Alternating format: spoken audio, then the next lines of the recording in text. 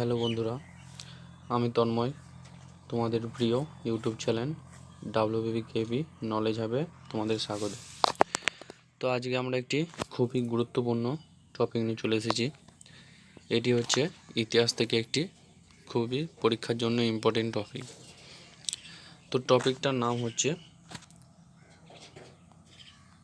সামাজিক ও ধর্মীয় আন্দোলনে কারা এবং কাদের হচ্ছে কি প্রতিষ্ঠাতা এবং কারা ছিলেন। তো তোমরা কোশ্চেনগুলি খাতায় সবাই নোট ডাউন করে নেওয়ার চেষ্টা করবে। সব কোশ্চেনগুলি যেগুলো রাখা হয়েছে সবগুলি ইম্পর্টেন্ট, খুব বেশি কোশ্চেন নেই, হয়তো 20টা মতো হবে। তো আমরা দেখে নেব প্রথম কোশ্চেন কি বলছে, যে ব্রহ্ম সমাজ কবে প্রতিষ্ঠিত হয়। এটি প্রতিষ্ঠিত হয় হচ্ছে গিয়ে 1828 খ্রিস্টাব্দে, এবং এটি কে প্রতিষ্ঠা করেন না রাজা রামমোহন রায়। তো তারপরে কোশ্চেন হচ্ছে ব্রহ্ম সমাজ কে কোথায় প্রতিষ্ঠিত করেন। তো এই কোশ্চেনটি এখানে উত্তর হচ্ছে গিয়ে কলকাতায় রাজা রামমোহন রায়। তারপরে কোশ্চেন দেখে নেব, বলছি আধুনিক ভারতের হিন্দু ধর্মের সংস্কারের প্রথম আন্দোলন কি না, সেটি হলো ব্রহ্ম সমাজ। তারপরে কোশ্চেন হচ্ছে গিয়ে কোনটি ব্রহ্ম সমাজের বিরোধী সংগঠন যা সতী ব্যবস্থা ও অন্যান্য সংস্কার বিরোধিতা করেছিল, সেটি হলো ধর্মসভা। ধর্মসভার প্রতিষ্ঠাতা কে ছিলেন না রাধাকান্ত দেব। তারপরে কোশ্চেন হচ্ছে সতীদাহ প্রথা কখন শেষ হয়েছিল, সেটি হলো 1928 খ্রিস্টাব্দে। তারপরে কোশ্চেন দেখে নেব, সতীদাহ প্রথা শেষের দিকে সর্বাধিক প্রয়াস কে করেছিলেন, সেটি হলেন রাজা রামমোহন রায়। তারপরে কোশ্চেন হচ্ছে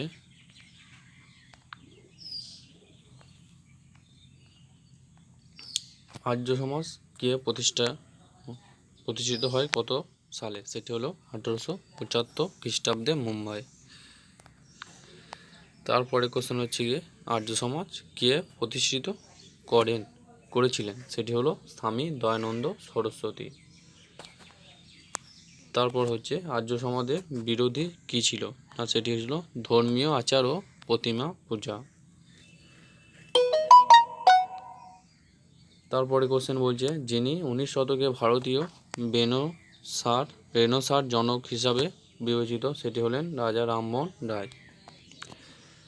এই কোশ্চেনটি খুবই গুরুত্বপূর্ণ, তো তোমরা ভালো করে খাতায় লিখে নিও। তারপর বলছে রাজা রামমোহন রায় কোথায় জন্মগ্রহণ করেছিলেন, সেটি হলো রাধানগর জেলার বর্ধমান। তারপরে বলছে স্বামী দয়ানন্দ সরস্বতীর মূল নাম কি, সেটি ছিল মূল শঙ্কর। তারপরে কোশ্চেন বলছে রাজা রামমোহন রায় ইংল্যান্ডে যাওয়ার পরে কে ব্রহ্ম সমাজের শাসনভার গ্রহণ করেছিলেন, সেটি হলো রামচাঁদ বিভাগীস। তারপরে কোশ্চেন বলছে যার প্রচেষ্টায় ব্রহ্ম সমাজের শিকড় উত্তরপ্রদেশ, পাঞ্জাব এবং মাদ্রাজে ছড়িয়ে পড়েছিল, সেটি হলো কেশবচন্দ্র সেন। তারপর কোশ্চেন হচ্ছে যিনি 1815 খ্রিস্টাব্দে কলকাতায় আত্মীয় সভা প্রতিষ্ঠা করেন, তিনি ছিলেন রাজা রামমোহন রায়। তারপর বলছে রাজা রামমোহন রায় এবং ডেভিড হেয়ার যে সংগঠনটির সাথে যুক্ত ছিলেন, সেটি হলো হিন্দু কলেজ। তারপর দেখে নেব থিওসফিক্যাল সোসাইটি কখন এবং কোথায় প্রতিষ্ঠিত হয়েছিল, সেটি হলো 1875 খ্রিস্টাব্দে নিউ ইয়র্কে। তারপর বলছে ভারতের থিওসফিক্যাল সোসাইটি কখন এবং কোথায় প্রতিষ্ঠিত হয়েছিল, 1882 খ্রিস্টাব্দে আদায়ার এবং মাদ্রাজে। তারপর বলছে সত্যার্থ প্রকাশ কে রচনা করেছিলেন, সেটি ছিলেন দয়ারাম সরস্বতী।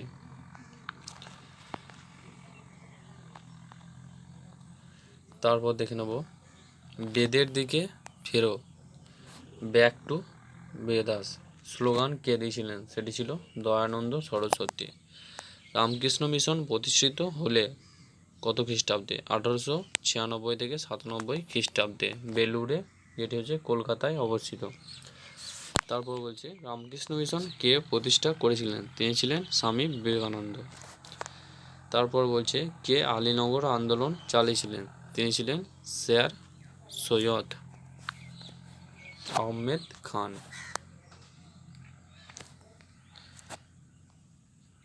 তারপর বলছে কে আলীগড় মুসলিম বিশ্ববিদ্যালয়ের ভিত্তি স্থাপন করেছিলেন? স্যার সৈয়দ আহমেদ খান। ইয়ং বেঙ্গল আন্দোলনের নেতা কে ছিলেন? তিনি হলেন হেনরি ডিরোজিও। তারপর দেখে নেব, বলছে সত্যাশোধক সমাজ কে প্রতিষ্ঠা করেছিলেন? তিনি ছিলেন জ্যোতিবা ফুলে। এটিও ভেরি ভেরি ইম্পর্টেন্ট কোশ্চেন, খাতায় ভালো করে নোট ডাউন করে নিও। বলছে কোন ধর্ম সংস্কারক ভারতের বাইরে মারা গিয়েছিলেন? তিনি হলেন রাজা রামমোহন রায়। ওয়াহাবি আন্দোলনের মূল কেন্দ্র ছিল কোথায়? সেটি হলো পাটনা। তারপর দেখে নেব ভারতের দাসত্ব কবে অবৈধ ঘোষণা করা হয়েছিল? সেটি হলো 1843 খ্রিস্টাব্দে। তারপর বলছে ভারতে ইংরেজি শিক্ষার ব্যবস্থা কে করেছিলেন? সেটি হলেন উইলিয়াম বেন্টিক দ্বারা। বেদে কার বক্তব্য রয়েছে? তিনি হলেন স্বামী দয়ানন্দ সরস্বতী। তারপরে কোশ্চেন হচ্ছে যাকে মহারাষ্ট্রের সাইকিয়াট্রিস্ট বলা হয় তিনি কে? তিনি হলেন মহাদেব গোবিন্দ রনাদে। শিকাগো বিশ্ব ধর্ম সম্মেলনে শিকাগোতে বক্তৃতা দিয়েছিলেন কে? তিনি ছিলেন বিবেকানন্দ।